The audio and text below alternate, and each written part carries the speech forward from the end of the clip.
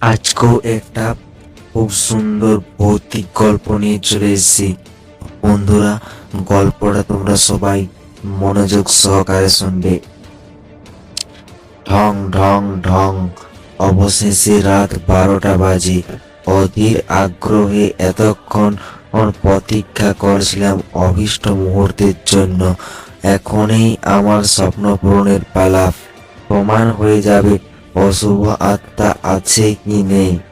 আজও কি কিছু অতৃপ্ত আত্মা পরলোকে গমন না করতে পেরে মধ্যলোকে ঘুরে বেড়ায় নিজের অভীষ্ট সিদ্ধান্ত লক্ষ্যে, নাকি এর সবটাই মিথ্যে?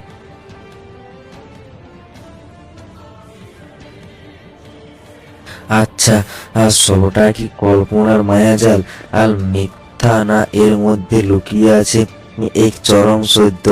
হ্যাঁ, ভূতের গল্পের লেখক হয়ে নিজের কল্পনা শক্তির জোরে এতগুলো লেখা তো লিখলাম।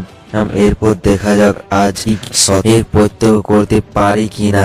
সত্যি আজকের দিনটা আমার জীবনে একটা স্মরণীয় দিন কিনা। গ্রামের নাম আনন্দপুর। মেদিনীপুরের ঘাটাল শহর থেকে মোটামুটি 15 কিলোমিটার দূরে অবস্থিত।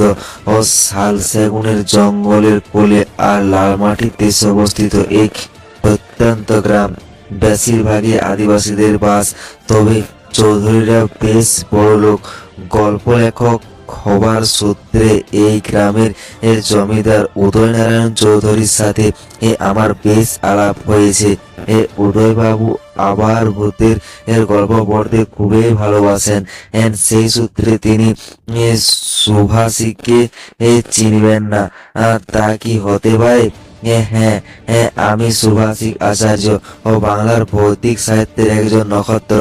ও বাংলার গ্রামের শহরের কত ফ্যান আছে আমার, আর কত লোক আমায় সেফ দেখার জন্য পাগল। ওর পুজোর সময় তো বিভিন্ন পত্রিকাগুলো ও তাদের শারদীয় সংখ্যায় লেখা পাঠাবার আর জন্য পাগল করে দেয়। যাই হোক হোক, আবার গল্পে ফিরে আসি। গ্রামের যে প্রান্তে এসে উঠেছি সেই জায়গাটার নাম উঁচু মাঠ। আর শুনেছি লর্ড কর্নওয়ালিসের চিরস্থায়ী বন্দোবস্তের সময় এখানে বহু নিরীহ কৃষক যখন কুখ্যাত সূর্যাস্ত আইন অনুসারে নির্দিষ্ট সময়ে কোম্পানির কাছে খাজনা দিতে অপরাগ হয়, তখন তাদের জোর করে জমিদারের লেঠেরা জীবন্ত অবস্থায় এই জমিতে পুঁতে ফেলত। শোনা যায় তারা নাকি পিশাচে পয়সা পূরণের জন্য ঘুরে বেড়ায় রাতের অন্ধকারে, মূলত অমাবস্যা আর ভূত চতুর্দশীতে। এছাড়া কাছাকাছি আছে পাউড়, সেখানে নাকি রাতের বেলা ঘুরে বেড়ায় আলোয়। ওই উদয়বাবুর কাছে শুনেছি এই কাছাকাছি জঙ্গলে নেকড়ে মানবের বসতি ও তাদের উপদ্রব। কারখানায় রয়েছে মামদো আর শ্মশানের কাছে কবরখানায় রয়েছে মামদো আর শ্মশানের কাছে সাওড়া গাছে সন্ধ্যা থেকে পা ঝুলিয়ে বসে থাকে চুড়েল। আজ অন্ধকার নেমে এলো, রক্ত টকবক করে ফুটছে। এরকম নবীন যুবকের সন্ধান করে বেড়ায় শাকচুন্নি ও শঙ্খিনীরা। আহা, এরকম একটা জায়গার একটু খোঁজ করছিলাম। উদয়বাবুকে অসংখ্য ধন্যবাদ। এখানে এত যেন সোনায় সোহাগা। এত হল্যান্ড প্লেস যাদের নাম শুনলে রক্ত জল হয়ে যায়। ঘুরে বেড়ালাম কিন্তু কিছু পেলাম না। মুম্বাইয়ের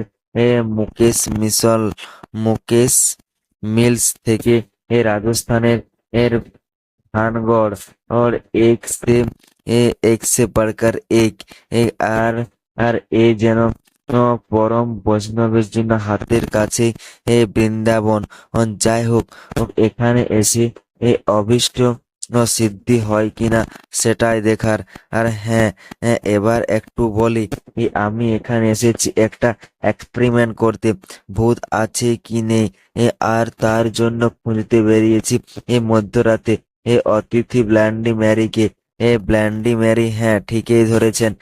ব্রিটেন ও পশ্চিম দুনিয়ার আর এক অভিশপ্ত পেতনি যাকে নিয়ে কত গল্প কত উপকথা এই ব্ল্যাডি ম্যারিকে যারা প্রেতাত্মা বলে অভিহিত করা হয়, সেই ইংল্যান্ডের রানী ম্যারি ছিলেন ইতিহাসের পাতায় এক এক ঘৃণ্য চরিত্র।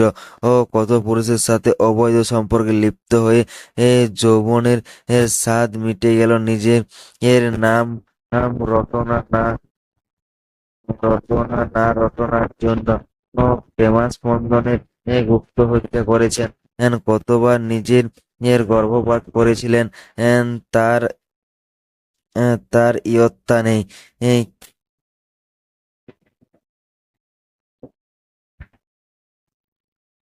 কৃষ্ণা সঙ্গদের উপর তার অত্যাচার ছিল অবর্ণনীয়। কত যে এই বাইবেল গর্হিত কাজ কাজ করেছেন, তার আর ইয়ত্তা নেই। এত সব পাপের বোঝার জন্য মুক্তি পায়নি তার আত্মা। তাই তার আত্মা অভিশপ্ত হয়ে ঘুরে বেড়াচ্ছে পৃথিবীর বুকে।